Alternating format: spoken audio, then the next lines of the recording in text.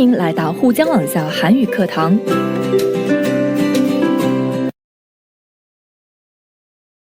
여러분 안녕하세요. 아라예요. 시간이 정말 빨리 지나가는 것 같지 않아요?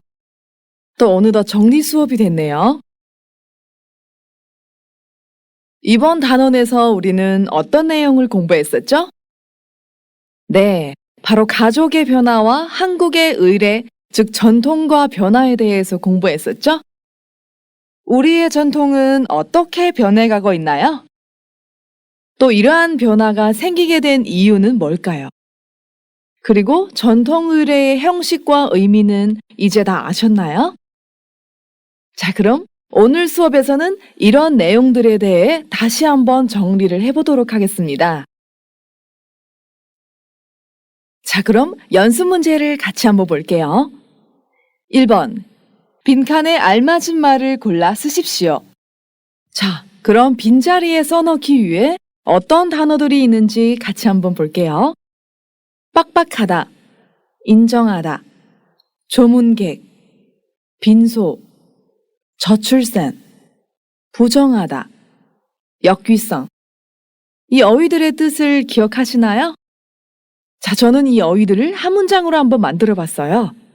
같이 볼게요. 인정하기는 싫지만 나를 포함한 현대인들은 빡빡한 일정 때문에 주변을 돌볼 기회가 적다. 일하랴 친구 만나랴 다들 정신이 없다.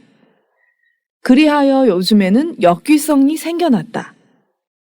가뜩이나 저출산 시대인데 이런 행위들은 악순환을 초래하였다는 것을 부정할 수 없다. 고인이 된 다음 빈소를 찾아오는 조문객이 많으면 무슨 소용이 있을까?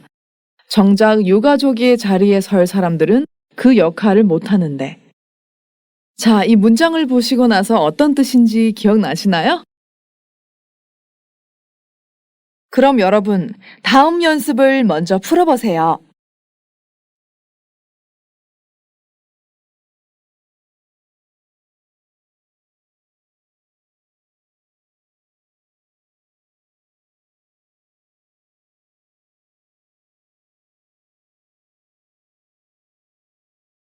다 쓰셨죠? 같이 볼까요? 1번. 경쟁에서 진 후에야 그는 자기 실력이 모자라다는 것을 무엇을 했을까요? 네, 실력이 모자라다는 사실이 경쟁을 통해서 증명이 된 거죠. 그래서 어떻게 됐을까요? 위에 있는 단어들 중에 인정하다를 써야겠죠? 뒤에 있는 과거형과 결합하면 인정했다라고 쓰셔야 되겠죠? 这句话的中文意思是说，在竞争中败了之后，他承认了自己实力不够。 자, 다음 2번 볼게요. 최근에는 명절에 고향으로 내려가는 것이 아니라 고향의 가족들이 거꾸로 서울로 올라오는 역귀성 현상이 나타났다. 여기에서 가족들이 거꾸로 올라온다고 했기 때문에 역귀성이라는 단어를 써야 돼요. 거꾸로, 反过来,颠倒的意思。那这句话的中文意思是说，最近过节的时候，并不是出门在外的人回家乡，反而出现了故乡的家人们来首尔的逆归时影现象。 자, 다음 3번 볼게요. 고등학교 동창회에게서 고3 때 담임 선생님이 돌아가셨는데 빈소는 연세병원 장례식장이라는 연락을 받았다. 자, 여기에서 보시면 연세병원 장례식장이라는 구체적인 장소명이 나왔죠? 그래서 빈소는 라고 쓰셔야 돼요. 这句话的中文意思是说，从高中同学那里接到联系说，高三时的班主任去世了，灵堂是延世医院殡仪馆。 다음 4번 볼게요. 장례식장 안은 유족들을 위로하는 조문객들로 북적거렸다. 여기에서 유족들을 위로하는 라고 썼죠? 누가 유족들을 위로할까요? 네, 조문객이죠? 그래서 조문객이라고 쓰시면 돼요. 여기에서 북적거리다, 熙攘的意思。这句话的中文意思是说，殡仪馆里因为安慰遗属的吊客们而人头攒动， 자, 다음 5번 볼게요. 일주일 동안 매일 서너 차례씩 회의를 해야 하는 빡빡한 일정 속에서도 그는 웃음을 잃지 않았다. 자, 여기 보시면 일주일 동안 매일 3-4번 회의를 한대요. 참 바쁘죠? 그래서 빡빡한 일정이라고 표현할 수 있겠죠? 그래서 빈자리에 빡빡한이라고 쓰셔야 되겠죠? 这句话的中文意思是说，在1星期之内，每天要开3-4次会议的紧迫的日程里，他也没有失去笑容。 자, 다음 6번째 볼게요.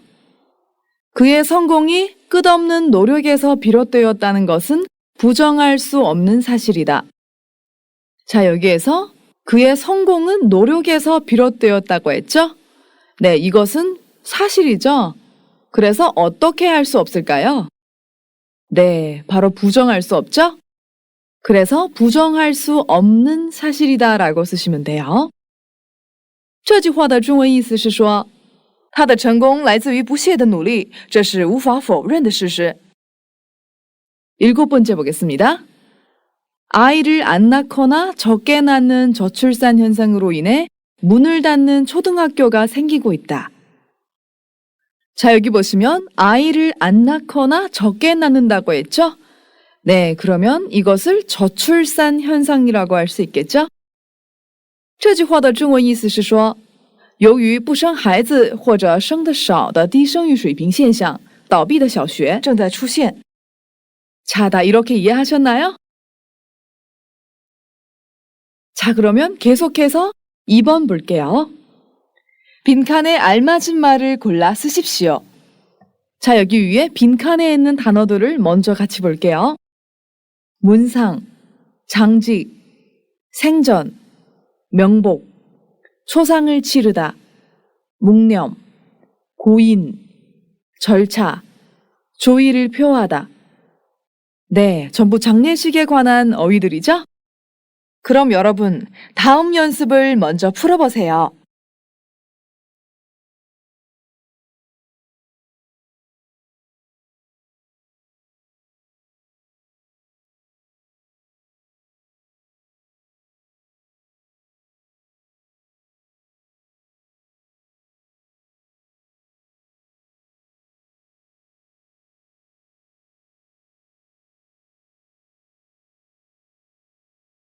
다 쓰셨죠? 같이 볼까요? 친구가 부친상을 당했다는 부고를 받고 연세병원 장례식장으로 무엇을 다녀왔을까요? 네, 문상을 다녀왔죠? 네, 다음 빈소에는 고인의 영전에 무엇을 하는 조문객들일까요? 조문객들은 장례식에 왜 갈까요? 네, 맞아요. 조의를 표하러 가죠? 그래서 조의를 표하는 라고 쓰셔야 돼요. 빈소에는 고인의 영전에 조의를 표하는 조문객의 발길이 이어져 생전의 주위 사람들에게 두루 베푸시던 누굴까요? 네, 생전이라고 했기 때문에 고인을 써야 되죠? 고인의 넉넉한 성품을 떠올리게 했다. 빈소에 들어가 향을 피우고 무엇을 하며 삼가 고인의 무엇을 빌었을까요? 네, 묵념을 하며 삼가 고인의 명복을 빌었다죠. 부친상을 당하다, 遭遇丧父, 부거, 讣告, 향을 피우다, 烧香的意思。那这段话在讲述什么样的内容呢？我们来看一下它的中文大意。接到朋友父亲去世的讣告，去了一趟延世医院殡仪馆吊唁。灵堂里在逝者灵前表示吊唁的吊客络绎不绝，让我想起了生前给身边的人们一一奉献的逝者大方的品质。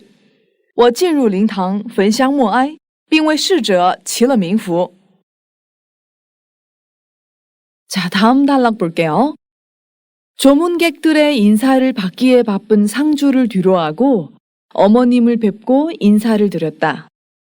어머님은 옛날에 비해 장례 절차가 많이 간소해져서 초상을 치르는 것이 어렵지 않다고 하셨다. 자, 여기에서 무엇이 옛날보다 간소해졌을까요? 네, 장례 절차겠죠? 다음은 장례 절차가 간소해졌기 때문에 무엇이 어렵지 않을까요? 네, 초상을 치르는 것이 어렵지 않다고 하셨죠? 네, 다음. 나는 장례 마지막 날 어디까지 따라갈까요? 네, 마지막 날은 장지까지 따라가죠? 그래서 장지까지라고 쓰셔야 돼요. 나는 장례 마지막 날 장지까지 따라가겠다고 말씀드리고 장례식장을 나왔다. 여기에서 상주, 쌍주的意思, 뒤로 하다, 放在身后至于身后的意思, 간소하다, 简朴的意思。这段话的中文大意是说，把忙于接受吊客问候的丧主置于身后，去拜见了伯母，并致以问候。伯母说，和过去相比，葬礼的程序简朴了许多，办丧事并不难。我说我会在葬礼的最后一天跟去埋葬地，便从殡仪馆出来了。 자, 어때요? 여러분들도 다 이렇게 쓰셨죠? 자, 그럼 계속해서 연습 문제 3번을 보겠습니다. 3번. 다음 중 어울리는 어휘들을 골라서 쓰십시오. 먼저 칸에 있는 어휘들을 볼게요. 핵가족, 1인 가족, 노인 가족, 비동거 가족, 편부모 가족, 대한 가족. 자, 주로 가족의 형태에 대해서 썼네요. 이런 가족 형태가 어떤 것인지 지난 수업 시간에서 다 공부했었죠?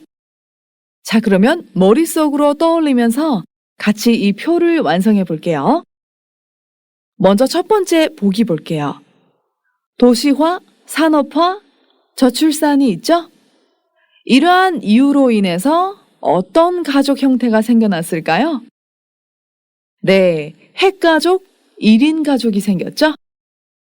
자, 그러면 아래 표에 있는 이유로 인해서 어떤 가족 형태가 생겼는지 여러분들이 먼저 한번 써보세요.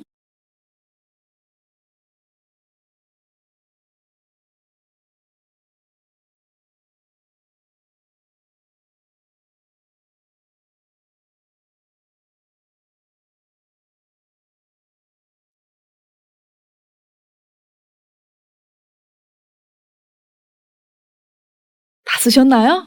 같이 볼게요. 두 번째, 남녀 평등, 여성의 고학력 현상, 맞벌이, 여성의 사회 진출.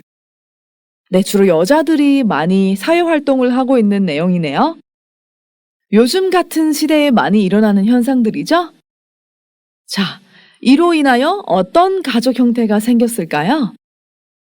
네, 저는 핵가족, 1인 가족, 비동거 가족이 생겼다고 생각했어요. 여러분들도 이렇게 생각하시나요?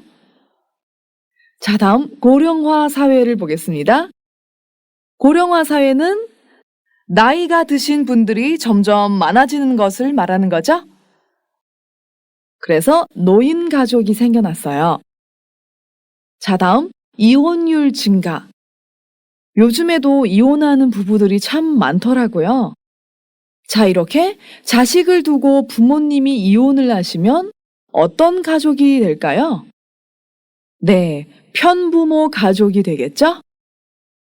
자, 다음은 가족 해체, 가정 폭력이에요. 아주 심각하죠?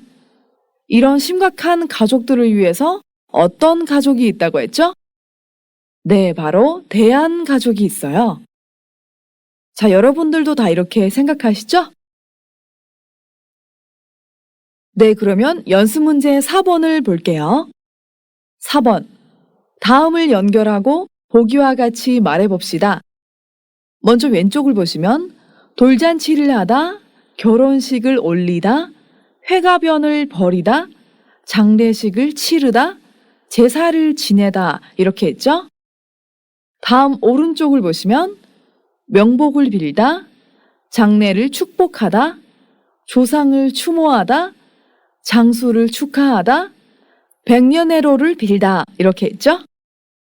그래서 오른쪽을 보시면 이런 의례식들의 목적이나 의미죠.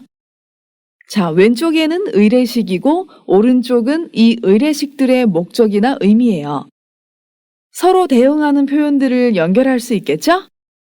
자, 그럼 보기 볼게요. 돌잔치를 하다. 의미는 뭘까요?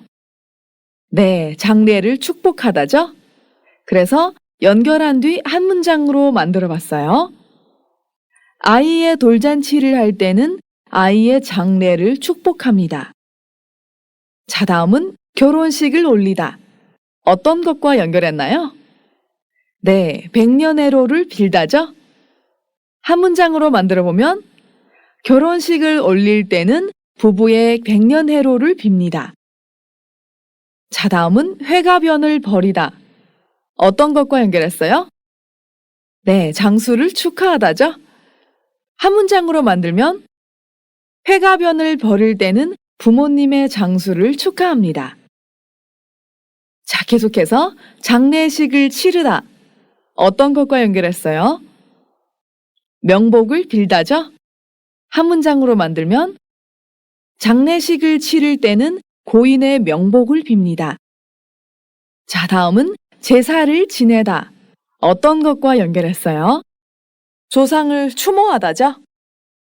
한 문장으로 만들면 제사를 지낼 때는 조상을 추모합니다. 여러분들도 다 이렇게 쓰셨나요? 아주 쉽죠? 자, 이상 어휘에 관한 연습 문제였는데요. 다음은 배운 문법들을 같이 한번 복습해 볼게요. 다음 상황에 맞게 대화를 완성하십시오. 같이 볼게요. 상황 1. 최 과장은 박 과장과 일하는 방식이 달라 매번 스트레스를 받아서 어떻게 해야 할지 모르겠다. 박 과장의 방식을 따르면 일이 느려지고 내 방식을 고집하면 싸울 것 같다. 그래서 요즘엔 다른 부서로 옮기고 싶은 생각까지 한다. 김 부장은 최 과장에게 그 문제에 대해 조언한다. 자, 그러면 우선 지난 수업에서 어떤 문법을 배웠었는지 같이 회역해 볼게요. 먼저 는다기보다를 배웠었죠? 그리고 자니, 고 해서 다음은 어떤 것이 있나요? 네, 같아선 그리고 을 것까지는 없겠지만 이런 문법을 배웠었죠? 그럼 이런 문법들을 이용해서 다음 대화를 완성해 볼게요. 박 과장하고 같이 일만 하면 왜 그렇게 스트레스를 받아? 사이가 안 좋은 거야? 사이가 안 좋다기보다는 서로 일하는 방식이 달라서 그래요. 박 과장의 방식을 따르자니 일이 느려지고 내 방식을 고집하자니 싸울 것 같고 해서 어떻게 할지 모르겠어요. 요즘 같아선 다른 부서로 옮기고 싶어요.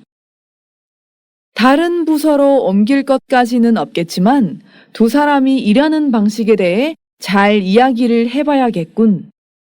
그렇게 스트레스를 받으면서 그냥 일할 수는 없지 않나.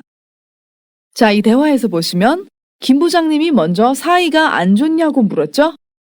하지만 사이가 안 좋은 게 아니죠? 네, 그냥 일을 할 때 약간 마찰이 있는 것 뿐이기 때문에 사이가 안 좋다기보다는 이 문법을 사용해야 돼요. 그 다음 그 이유를 설명해야겠죠? 그래서 서로 일하는 방식이 달라서 그래요 라고 이유를 써야 돼요. 그 다음은 이럴 수도 저럴 수도 없는 문법 자니, 고 해서를 사용했죠? 박 과장의 방식을 따르자니 어떤 문제가 생길까요? 네, 일이 느려지죠? 하지만 내 방식을 고집하자니 어떤 문제가 생길까요? 네, 싸울 것 같죠? 그래서 요즘 같아선 다른 부서로 옮기고 싶어요. 생각을 말한 거죠? 그래서 김 부장님이 뭐라고 하셨죠? 일을 하다 보면 이럴 수도 저럴 수도 있는 거죠? 그래서 다른 부서로 옮길 것까지는 없겠지만, 하지만 문제가 있으므로 두 사람이 일하는 방식에 대해 잘 이야기를 해봐야겠군. 그렇게 스트레스를 받으면서 그냥 일할 수는 없지 않나 라고 했죠? 여기에서 보시면 종결어미 나를 사용했죠? 네, 주로 나이가 있으시거나 사회 신분이 있는 분들이 많이 사용하는 종결어미죠? 자, 이제 어떻게 하시는지 아시겠죠? 그러면 상황 2를 같이 볼게요. 상황 2. 진수는 식당에서 음식이 너무 짜서 먹다가 남긴다. 시간도 없고 그렇다고 굶으면 배가 고프다. 음식값을 내기 싫을 정도이다. 수경이는 진수에게 그 문제에 대해 조언한다.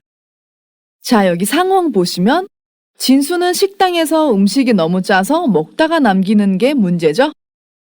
하지만 나가서 먹을 수도 없고 굶을 수도 없죠? 그래서 진수 씨의 생각은 음식값을 내기 싫은 거죠? 수경이는 이런 진수에게 어떻게 조언을 해야 될까요? 음식을 먹고 돈을 안 내는 것은 안 되는 거죠? 네, 그럼 어떻게 조언을 하는지 같이 한번 볼게요. 음식을 남겼네요. 맛이 이상해요? 맛이 이상하다기보다는 너무 짜서 못 먹겠어요.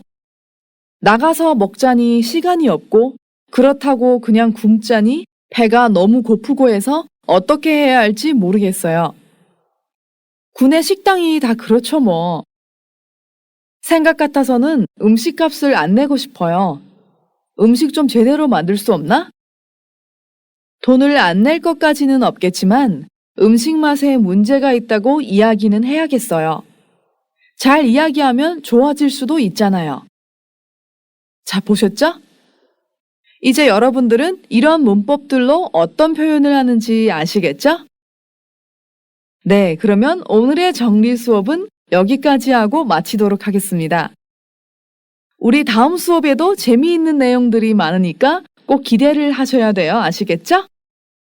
여러분 수고하셨습니다. 안녕히 가세요.